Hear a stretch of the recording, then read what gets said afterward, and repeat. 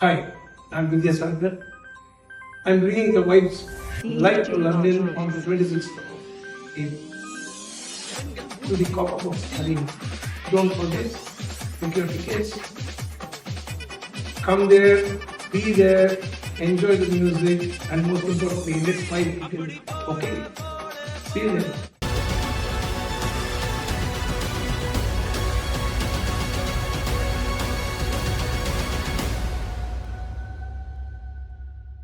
அமெரிக்க ஜனாதிபதி Donald Trump பரஸ்பர வரி விதிப்பு முறையை அறிவித்துள்ளார்.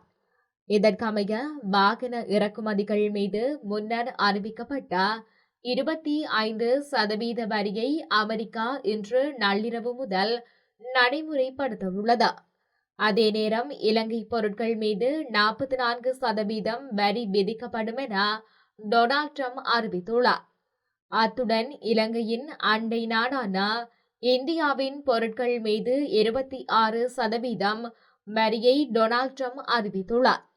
மேலும் சீனாவின் இறக்குமதி பொருட்களுக்கு 34% கூடுதல் வரி விதிக்கப்படும் என அறிவித்துள்ளார். அனைத்து நாடுகளும் பாதிக்கப்படும் வகையில் புதிய வரிகளை அமெரிக்கா நடைமுறைக்கு கொண்டு வரவுள்ளது.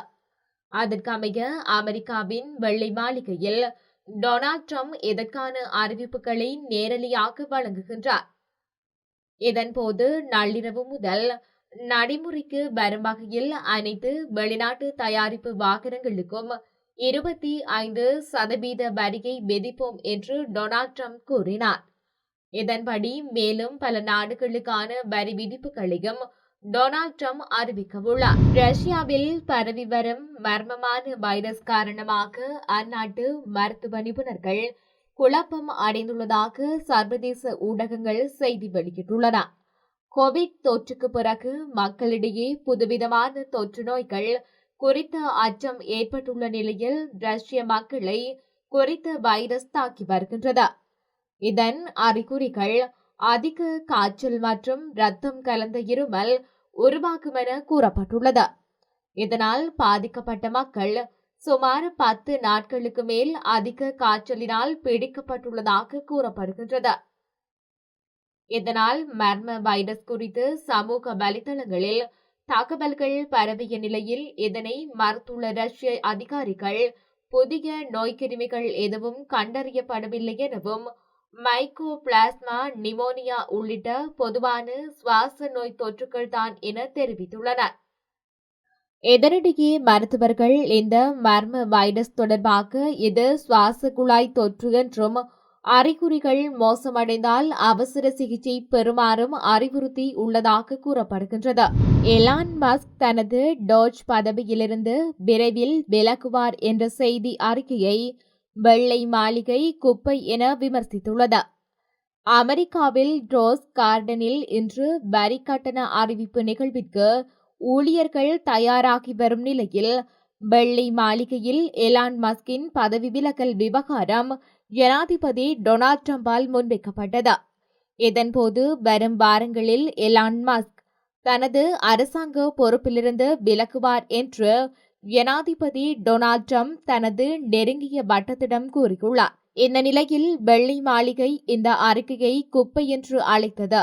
மேலும் டொனால்ட் ட்ரம்பின் பத்திரிகை செயலாளர் அவரது பணி முடிந்ததும் வெளியேறுவார் என்று கூறியுள்ள போதும் அவர் ஒரு காலக்கெடுவை குறிப்பிடவில்லை. அமெரிக்க அரசாங்கத்தில் பெரும் சிக்கலான காலங்களை அவர் மேற்பார்வையிட்ட அரசாங்க செயல்திறன் துறை என்று அழைக்கப்படும் துறையுடன் மஸ்க் பணியாற்றிய காலம் ஒருபோதும் தெளிவுபடுத்தப்படவில்லை. அவர் ஒரு சிறப்பு அரசு ஊழியர் என்று வகைப்படுத்தப்படுகின்றார். இது அவரது சேவையை வருடத்திற்கு 130 நாட்களுக்கு மட்டுப்படுத்தப்படும். அந்த 130 நாள் காலக்கெடுவிற்குள் டொச்சில் தேவையான பெரும்பாலான வேலைகளை செய்திருப்பார் என்று தான் நம்புவதாக மஸ்க் கூறினார். மியான்மரில் நிலவி வரும் ராணுவ ஆட்சிக்கு மத்தியில் தற்காலிக போர் நிறுத்த அறிவிப்பை அந்நாட்டு அரசாங்கம் அறிவித்துள்ளது. மியான்மர் மற்றும் தாய்லாந்தில் கடந்த வெள்ளியன்று சக்தி வாய்ந்த நிலநடுக்கம் ஏற்பட்டது. மியான்மரின் சகாய் நகரின் வடமேற்கே 16 கிலோமீட்டர் தொலைவில் பகல் 12 மணியளவில் இந்த நிலநடுக்கம் ஏற்பட்டுள்ளது.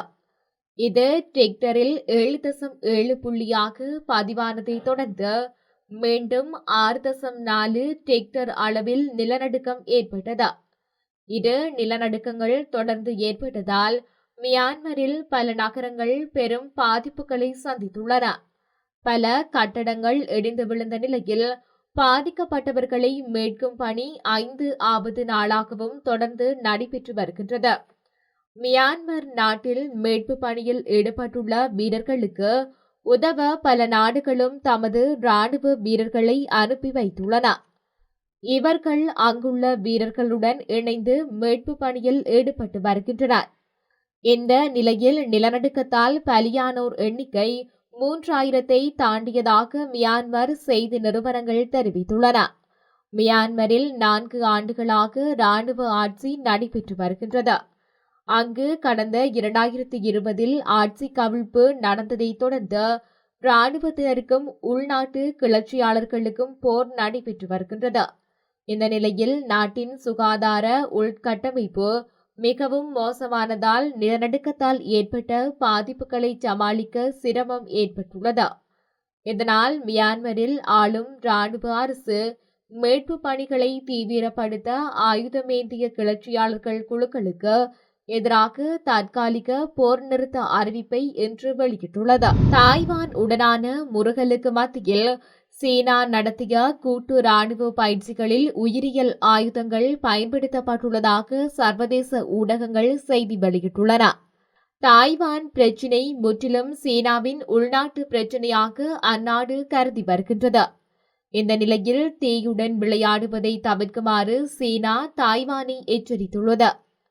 தாய்வான் தீவை சுற்றி சீன ராணுவம் நடத்திய கூட்டு ராணுவ பயிற்சிகள் குறித்து பிலிப்பைன்ஸ் வெளியிட்ட அறிக்கைக்கு பதிலளிக்கும் விதமாக சீன வெளியுறவு அமைச்சகம் இந்த எச்சரிக்கையை விடுத்துள்ளதாக தெரிவிக்கப்படுகின்றது. அமெரிக்காவிற்குள் எல்லையை கடக்க முயன்ற 4 இலங்கையர்கள் அதிகாரிகளால் கைது செய்யப்பட்டதன் பின்னர் நாடு கடத்தப்பட்டுள்ளனர். இதனைத் தொடர்ந்து இலங்கை இப்போது அமெரிக்க அதிகாரிகளுடன் தொடர்பு கொண்டுள்ளதாக தெரிய வந்துள்ளது. எதிர்காலத்தில் டொனால்ட் ட்ரம்ப் நிர்வாகத்தின் குடியேற்ற கொள்கையின் கீழ் எந்தவொரு இலங்கையரை நாடு கடத்த முயன்றால் 2 நாடுகளுக்கும் இடையிலான ஒப்படைப்பு ஒப்பந்தத்தில் குறிப்பிடப்பட்டுள்ள நடைமுறை மற்றும் பிற சட்டங்களில் சுட்டிக்காட்டப்பட்டுள்ள வழிமுறைகள் பின்பற்றப்படுவதை உறுதி செய்வதற்காக அதிகாரிகளை தொடர்பு கொண்டுள்ளனர். குறித்த 4 இலங்கையர்களும் அமெரிக்க எல்லையை கடக்க முயன்றபோது கைது செய்யப்பட்டனர். அவர்கள் கைது செய்யப்பட்டு பனாமாவிற்கு நாடு கடத்தப்பட்டனர். அங்கிருந்து அவர்கள் இலங்கைக்கு திருப்பி அனுப்பப்பட்டனர். ஜனாதிபதி டொனால்ட் ட்ரம்பின் கீழ் அமெரிக்கா அமெரிக்க குடியேற்ற முறையை மிகப்பெரிய மாற்றியமைக்க முடிவு செய்துள்ளது. அமெரிக்காவில் சட்டவிரோதமாக இருக்கும் தங்கள் குடிமக்களை தீவிரமாக விரைவாகவும் திருப்ப அழைத்துச் செல்வதற்கு ஒவ்வொரு நாட்டின் பொறுப்பாகும் என்று ஜனாதிபதி டொனால்ட் ட்ரம்ப் குறிப்பிட்டுள்ளார். சட்டவிரோத குடியேறிகளில் சில இலங்கையர்களும் இருப்பதாக தகவல்கள் வெளியாகியுள்ளது. கோவிட் வைரஸ் தொற்றுக்கு பிறகு பாகிஸ்தான் ஜனாதிபதி ஆசிப் அலி சர்தாரி தற்போது தனிமைப்படுத்தலில் இருப்பதாக அந்நாட்டு ஊடகங்கள் செய்தி வெளியிட்டுள்ளன. சுவாச பிரச்சினைகள் மற்றும் காய்ச்சல் காரணமாக அவர் ஒரு தனியார் மருத்துவமனையில் அனுமதிக்கப்பட்டிருந்தார். இந்த நிலையில் சிறப்பு மருத்துவர்கள் குழு ஜனாதிபதிக்கு சிகிச்சை அளித்துள்ளதாகவும் அவரது உடல்நிலை முன்னேற்றம் ஏற்பட்டு வருவதாகவும் கூறப்படுகின்றது. அக்டோபர் 2024 விமானத்தில் இருந்து இறங்கும் போது கால் உடைந்து ஆசிப் அலி சர்தாரி சிகிச்சை பெற்று வந்தார். மேலும் மார்ச் 2023 சர்தாரி ஐக்கிய அரபு எமிரேட்ஸில் கண் அறுவை சிகிச்சை செய்து கொண்டதாகவும் கூறப்படுகின்றது. செஞ்சிலுவை சங்கத்தின் வாகனம் மீது மியான்மர் ராணுவம் துப்பாக்கிச்சூடு நடத்தியதாக சர்வதேச ஊடகங்கள் செய்தி வெளியிட்டுள்ளன. குறித்த துப்பாக்கிச்சூடு சம்பவமானது நேற்று இரவு இடம்பெற்றுள்ளதாக தெரிவிக்கப்படுகின்றது. நிவாரண பொருட்களை ஏற்றிச் சென்ற சீன செஞ்சிலுவை சங்கத்திற்கு சொந்தமான வாகனத்தின் மீதே இந்த துப்பாக்கிச்சூடு நடத்தப்பட்டுள்ளது. வீதி சோதனையை மீறி வாகனம் பயணித்தமையினாலேயே துப்பாக்கி பிரயோகம் மேற்கொள்ளப்பட்டுள்ளதாக தெரிவிக்கப்படுகின்றது. எவ்வாறாயினும் இந்த துப்பாக்கிச் சூட்டில் எவரும் பாதிக்கப்படவில்லை எனவும் மியான்மர் ராணுவம் தெரிவித்துள்ளது.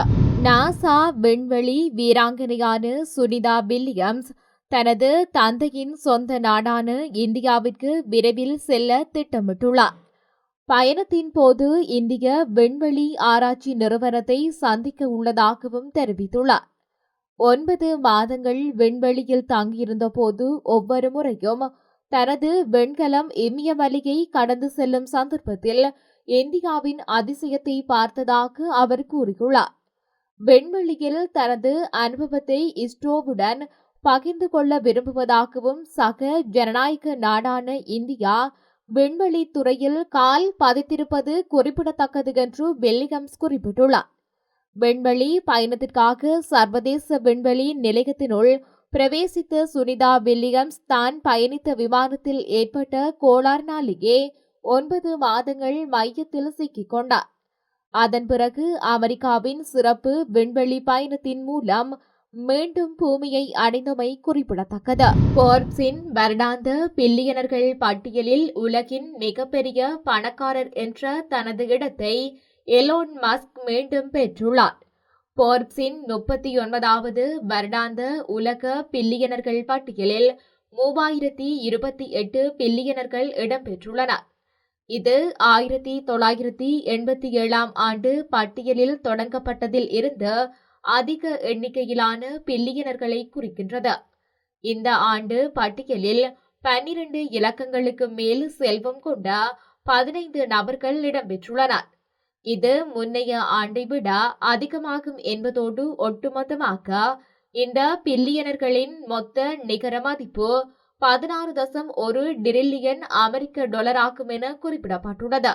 டெஸ்ஸா மற்றும் ஸ்பேஸ் எக்ஸின் தலைமை நிர்வாக அதிகாரியும் எக்ஸ் உரிமையாளருமான எலோன் மஸ்கின் நிகர மதிப்பு 75 வீதமாக அதிகரித்து 342 பில்லியன் அமெரிக்க டாலரை எட்டியுள்ளது.